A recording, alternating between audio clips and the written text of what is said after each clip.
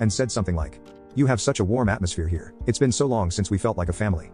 Arthur nodded along, adding that their Fabian is just golden, and they hope we stay together a long time.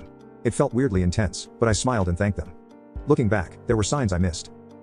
Little comments Fabian would make about my dad's generosity or jokes about how he'd hit the jackpot with me, the way he'd text his parents right after we got anything new for the apartment, how he never seemed to be actively looking for better work opportunities, despite constantly talking about his big plans. I started noticing patterns whenever we were around my parents, and the topic of money or careers came up. Fabian would go quiet or change the subject. If my dad mentioned his business, Fabian would suddenly become super interested, asking detailed questions. When we were alone later, he'd make these little digs about my dad being old money or set in his ways. One night, when we were scrolling through Instagram together, he saw a photo of his ex, and muttered something about how she had the looks, but not the stability.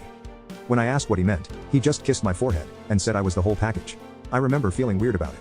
I started paying more attention. I noticed he'd be on his phone a lot, smiling at text.